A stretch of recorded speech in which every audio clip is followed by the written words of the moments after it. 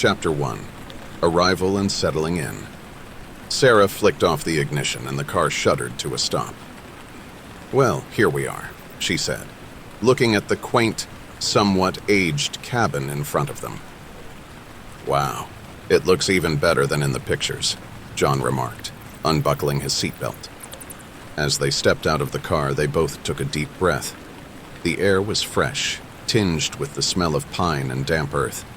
Sarah reached for John's hand, and they headed toward the cabin. The wooden door creaked open, revealing an interior that was cozy and charming, but with a layer of dust that suggested it had been a while since anyone had stayed there. Antique furniture, a rustic fireplace, and vintage photographs adorned the living space. "It's perfect," Sarah said, settling into an old armchair that groaned under her weight.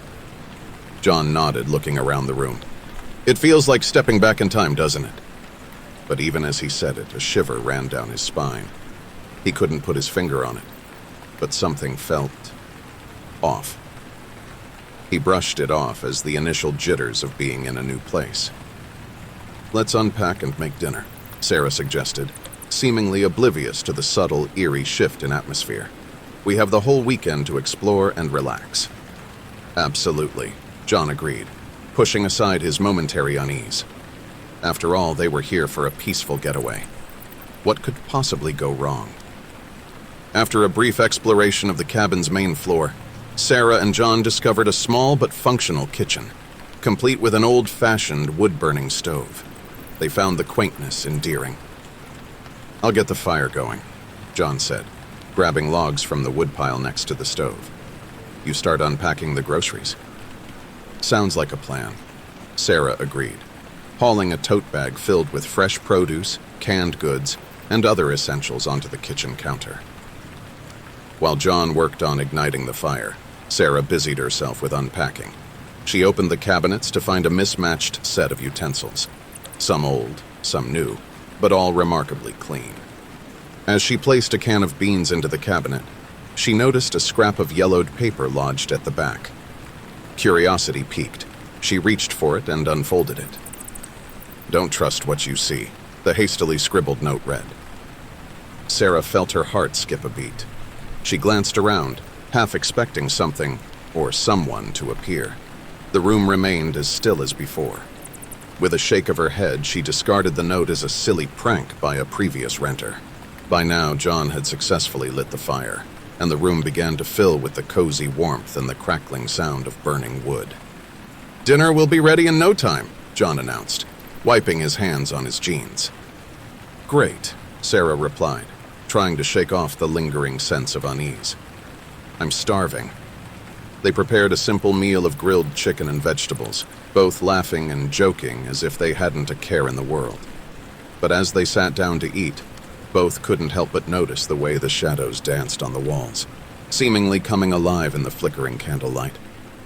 Trying to ignore the unsettling ambiance, they focused on their meal and the comforting presence of each other. But deep down, a seed of dread had been planted in both their minds, a nagging suspicion that their idyllic retreat might not be as peaceful as they had hoped. As they finished their meal and cleared the table, Sarah found her gaze drawn to the window. The forest outside seemed darker, the trees more menacing. She shook her head, scolding herself for her childish fears. "We should check out the rest of the cabin," John suggested, eager to shift the mood. "Sure," Sarah agreed, but as she spoke, she couldn't shake the memory of the warning note she had found. "Let's see what else this charming place has to offer." They both rose from the table, unaware that their explorations would soon lead them to question the very nature of reality and their understanding of themselves. Chapter 2. The First Encounter. The wooden floorboards creaked underfoot as Sarah and John made their way upstairs. Sarah led the way, with John trailing behind her, glancing back one last time at the empty dining room. Something about those dark corners gnawed at him, but he couldn't say what. They reached the top of the stairs and found a hallway with 2 doors on either side and one at the end. Sarah tried the first door to the right. It swung open to reveal a bedroom, bathed in the soft glow of the setting sun filtering through the curtains. "It's beautiful," she said, as she walked in and admired an antique dressing table and a bed covered with a handmade quilt. It really is, John agreed, feeling momentarily relieved. Maybe they could just enjoy their vacation after all. He stepped closer to the window to pull the curtains shut, but froze when he saw a figure standing at the edge of the woods. The person seemed to be staring directly at the cabin, but it was too dark to make out any details. "Sarah, do you see this?" he asked, his voice tinged with concern. Sarah joined him at the window and squinted. "I don't see anything. It's just getting dark. Come on, let's check the other rooms." She left the bedroom and headed across the hall to the next room. It was another bedroom, smaller and less inviting than the first. A pair of old paintings adorned the walls, depicting serene pastoral scenes that looked oddly out of place. "No one slept here in a while," John observed, eyeing the layers of dust that covered the furniture. "Yeah," Sarah agreed, but she was more interested in a padlocked door at the far end of the room. "What do you think is behind this?" "Could be a storage closet," John speculated, but even as he said it, he felt that it wasn't true. There was something unsettling about that door. Before they could discuss it further, a sound echoed through the cabin, footsteps coming from the ground floor. "Did you hear that?" Sarah asked, her eyes widening. "I did," John replied, gripping the doorknob as if ready to use it as a weapon. The footsteps grew louder, ascending the staircase. "We should hide," Sarah whispered, her eyes scanning the room for a suitable hiding spot. But before they could make a move, the footsteps stopped. Silence. Then the voice of John called out, "Sarah, where are you?" Sarah's heart nearly leapt out of her chest. The voice was John's, but he was standing right next to her. She looked at the real John, who wore an expression of horrified disbelief. "Who is that?" she mouthed. "I have no idea," John mouthed back, equally frightened. "But I think we're about to find out." They waited, paralyzed as the sound of footsteps resumed, drawing nearer to where they stood, bracing themselves for what or who would appear. Chapter 3. Suspicions. The footsteps reached the landing, but the door to their hideaway remained stubbornly shut. John held his breath, gripping Sarah's hand tightly, their eyes locked in mutual trepidation. Then, as abruptly as they began, the footsteps retreated, descending the staircase and eventually fading into an eerie silence that settled over the cabin. Both Sarah and John released a sigh of relief, but their eyes spoke a language of concern neither wanted to articulate. "We need to get out of here," Sarah finally whispered. "I agree. But first we need to know what we're dealing with," John replied, his mind racing. "We can't just run into the woods at night, especially with whatever that was. Out there." Sarah nodded. She hated the logic in his words but knew he was right. "What do you suggest we do?" "We arm ourselves. Then we check every inch of this cabin. If it's just some intruder, we should be able to handle it." Armed with kitchen knives and the resolve of cornered animals, they cautiously exited the room, their eyes scanning every shadow as if expecting them to leap into form. They began with the ground floor, systematically checking each room, but found nothing out of the ordinary. Everything was just as they left it. Yet the atmosphere felt heavy, laden with an invisible dread. "Could it be a prank?" Sarah suggested, trying to dismiss her unease. "Maybe some locals having fun at the expense of city folks." "I wish I could believe that," John replied. "But pranks don't imitate voices, at least not perfectly." They ascended the stairs again, returning to the room with the padlocked door. "Should we break it open?" Sarah asked, staring at the padlock as if it were a Pandora's box of nightmares. "I don't know if that's a good idea." John hesitated. Their discussion was interrupted by a soft thud coming from the first bedroom, the one with the lovely antique dressing table and the handmade quilt. "That came from our room," Sarah said, her voice tinged with dread. With tightened grips on their knives, they approached their bedroom. John nudged the door open with his foot, revealing the room bathed in moonlight, casting long shadows across the floor. The room was empty. but the handmade quilt that had been neatly spread across the bed was now lying crumpled on the floor. And on the dressing table, the antique vase that had been there before was missing, replaced by another note, similar to the one Sarah had found in the kitchen. "Don't trust each other," it read. Sarah and John looked at each other, their minds racing but their faces veiled, each pondering the inconceivable question that the note dared to pose. Could the person standing beside them, someone they knew and loved, actually be something else entirely? And so they stood in the room, knives in hand, separated not by distance but by a sudden chilling sense of suspicion that neither could shake off. Chapter 4. The Breaking Point. The air in the room felt suffocating, as if the walls had closed in just a few inches. Sarah looked at the note again, her eyes darting between the hastily scribbled words and John's face. For his part, John was battling the same unsettling thoughts. Could Sarah, his partner and the woman he loved, be capable of something nefarious? The idea was ludicrous, but the atmosphere of the cabin and the unfolding events had sown a seed of doubt. "We have to talk about this." John finally broke the silence. "Yeah, we do," Sarah agreed, lowering her knife but keeping it within reach. "How do we know we can trust each other?" "Do we have a choice?" John asked. "If one of us is not who they appear to be, the other is in danger either way. We have to stick together." Sarah considered this. The logic was irrefutable, but did little to alleviate her growing anxiety. "All right," she said, sheathing her knife in her belt loop. "So what's the plan?" "First, we need to figure out what's going on here," John said, pacing the room as he thought. "Second, we need to find a way to protect ourselves. Third, we leave as soon as it's light out. Agreed?" Sarah nodded. "Agreed. So where do we start?" John looked at the note again. "I think it's time we see what's behind that padlocked door." Returning to the second bedroom, John used the butt of his knife to break the padlock. It fell to the ground with a clatter that echoed uncomfortably in the silence.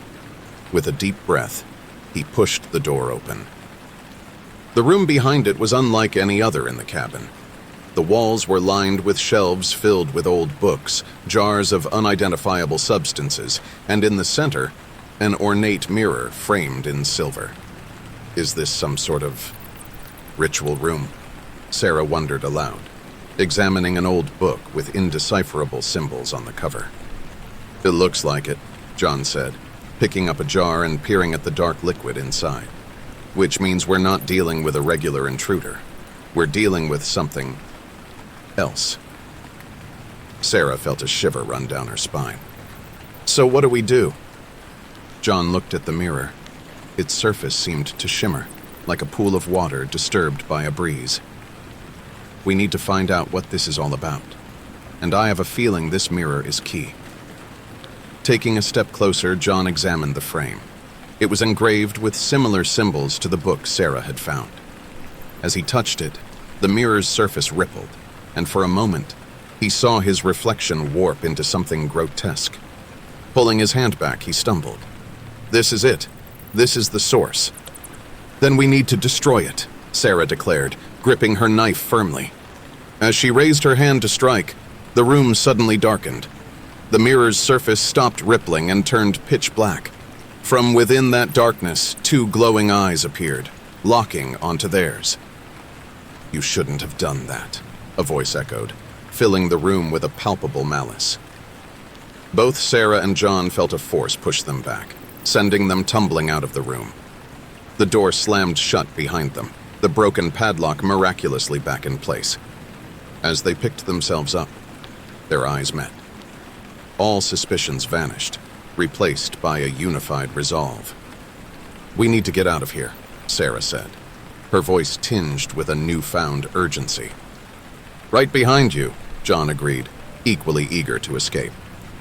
But as they made their way downstairs, they couldn't shake the feeling that whatever was in that room was now unleashed, its attention fixed solely on them. Chapter 5. The Hunt. Sarah and John reached the ground floor, their footsteps hurried but muffled on the wooden panels.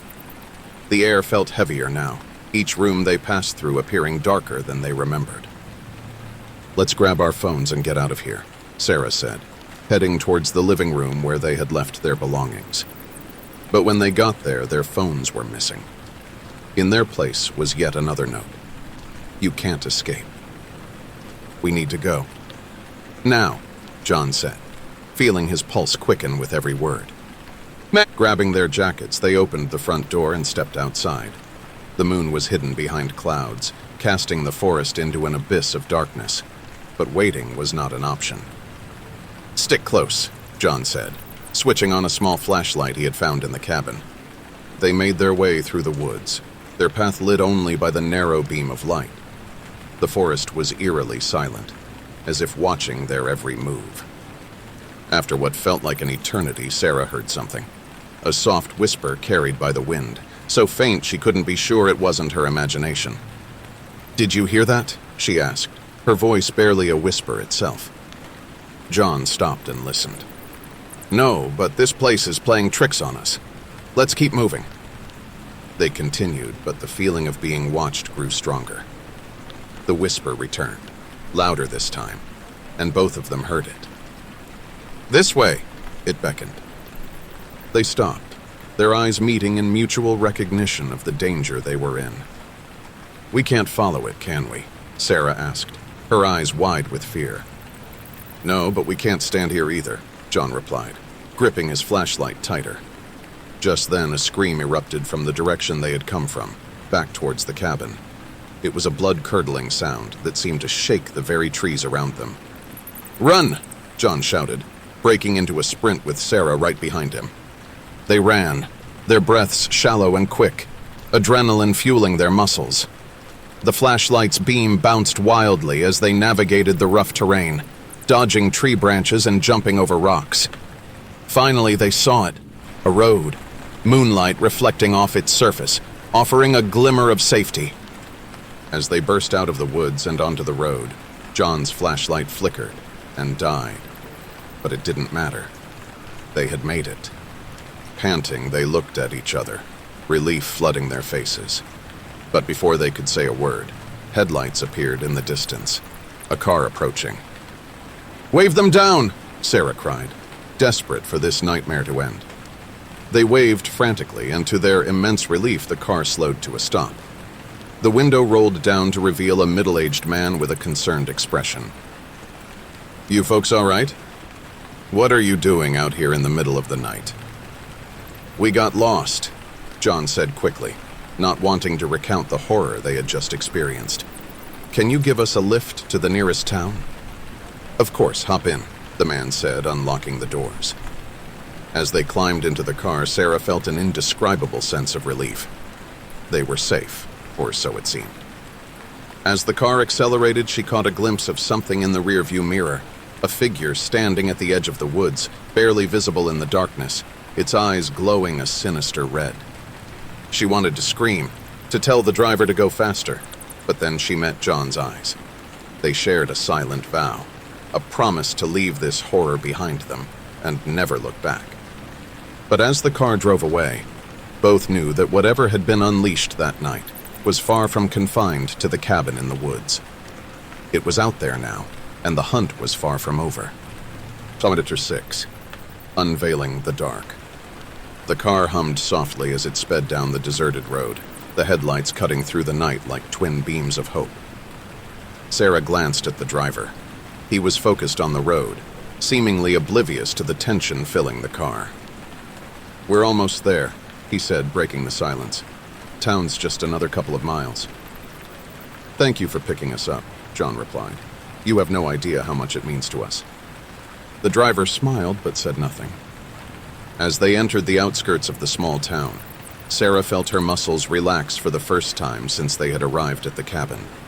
Streetlights began to appear, casting their glow onto the road, guiding them towards civilization and away from the nightmare they had just escaped.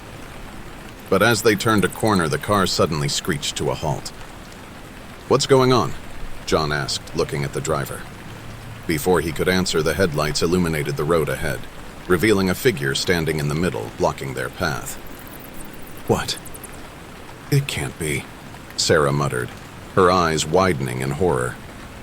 The figure was dressed in an old tattered coat, its face hidden by the hood, but the eyes, those glowing red eyes, were unmistakable. "I think you should get out of the car," the driver said, his voice laced with an unsettling calmness. Sarah and John looked at each other, realizing the trap they had walked into. "Run," John mouthed, reaching for the door handle. Just as they burst out of the car, the figure lunged at them, its form shifting and distorting as it moved. It was no longer human, but a creature of darkness, its true form revealed. Sarah screamed, pulling a small can of pepper spray from her pocket. She aimed it at the creature and pressed the nozzle, releasing a jet of the burning liquid.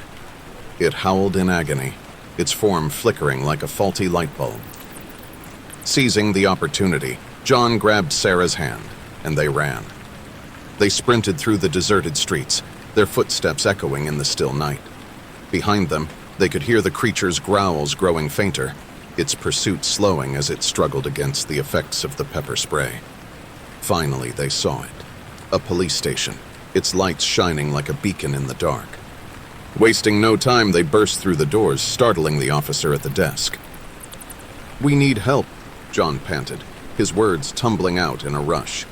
"There's something chasing us, a creature. We need to warn people." The officer looked at them, his eyes widening in disbelief but also tinged with something else, recognition. "We've had reports of strange happenings around here, but nothing like this," he said, reaching for the radio.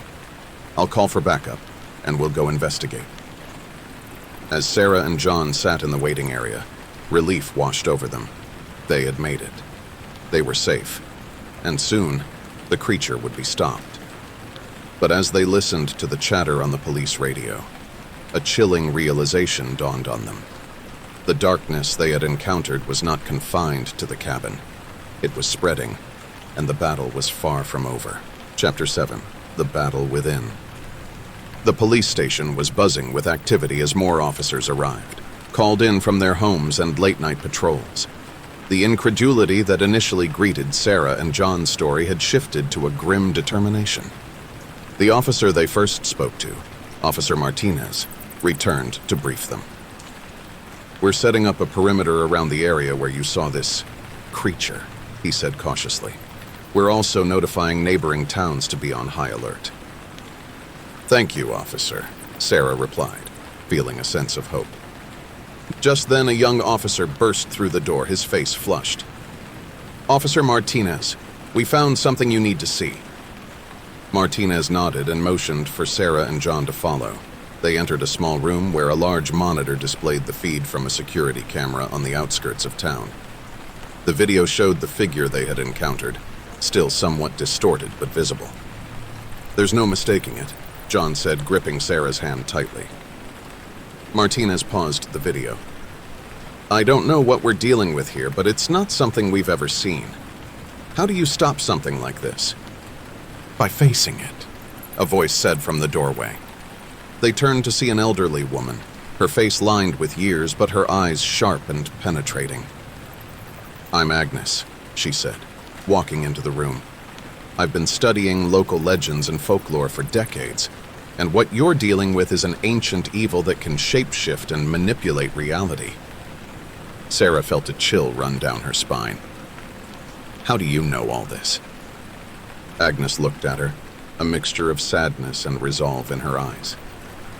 "Because I've faced it before, and I know how to stop it." The room fell silent, each person absorbing the gravity of her words.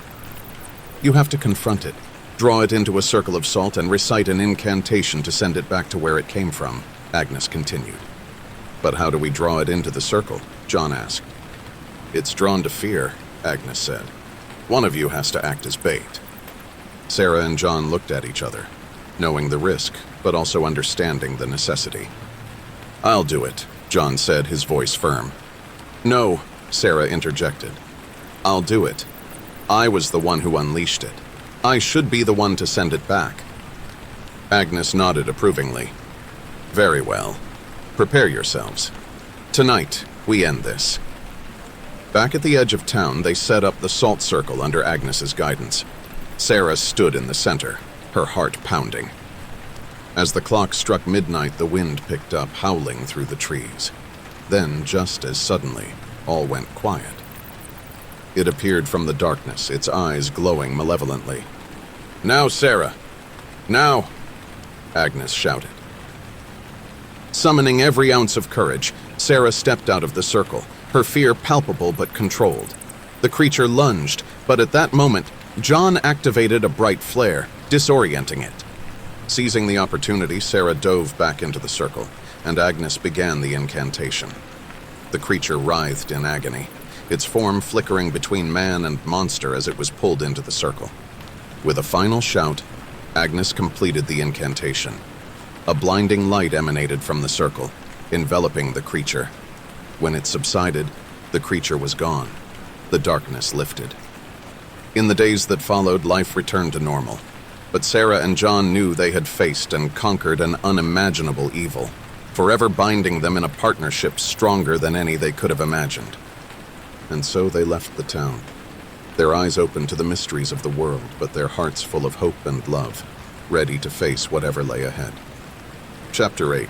The Old Diary. Sarah was restless. After the harrowing experience, she thought she would feel relief, but instead, a sea of questions flooded her mind. Unable to sleep, she found herself going through Agnes's old library, a room filled with archaic books and manuscripts. "What are you looking for?" John asked, joining her in the dimly lit room. "Answers," Sarah replied. Her eyes landed on an old, tattered diary. She picked it up and opened it cautiously, finding entries that dated back decades. It was Agnes's diary, chronicling her first encounter with the shape-shifting demon. "What does it say?" John asked, peering over her shoulder. "It says that Agnes first encountered the demon when she was just a child," Sarah began, "and that her family was part of a secret society that protected the town from dark forces. But the most troubling part is this," Sarah said, pointing to the last entry. "It says, 'The darkness never leaves, it only hides. One must remain vigilant, for it will return.'" They looked at each other, the weight of the responsibility settling in. Chapter 9. The Gathering Shadows. Weeks passed. The town slowly began to recover from the traumatic events, but the darkness that lurked in the corner of everyone's mind was palpable. Stranger yet were the occurrences that began to unfold. Animals were found mutilated, cryptic symbols appeared around town, and people reported seeing strange figures in the woods. Sarah and John, now more involved with the community's safety under Agnes's guidance, couldn't ignore the signs. "We have to do something," Sarah said, her voice tinged with urgency. "We will," John reassured her. "But first we need to understand what we're up against." Chapter 10. The Return. The inevitable happened on a night veiled with an eerie calm. Reports came in about a figure appearing near the outskirts of town, except this time there were more than one. "Get the salt and incantations ready," Agnes ordered, a sense of dread in her voice. Sarah, John, and a few brave officers prepared themselves for the confrontation. Armed with the knowledge and tools they had, they headed towards the woods. But what they found was beyond their worst nightmares. A gathering of multiple shape-shifting demons, their eyes glowing menacingly in the dark. "Stand your ground," John yelled. Agnes began the incantations and the salt circles were laid out. But as the demons approached, it became evident that their power had grown. Sarah felt an overwhelming fear grip her, but also a newfound resolve. She stood within the salt circle, the incantations echoing in the air, and then she felt it, a surge of energy, as if the earth itself was aiding them. Agnes, too, felt it and adjusted her incantation accordingly. With a deafening roar, a pillar of light burst forth, engulfing the demons. When it dissipated, they were gone. Chapter 11. The New Guardians. As dawn broke, Sarah, John, and Agnes returned to the town, their bodies weary but spirits lifted. The townsfolk who had been kept in the dark greeted them as heroes, albeit not fully understanding the gravity of what had transpired. "We did it," John said, embracing Sarah. "But at what cost?" Sarah pondered, her eyes meeting Agnes's. "We're the new guardians," Agnes said, smiling. And as long as we're here, the darkness will never return.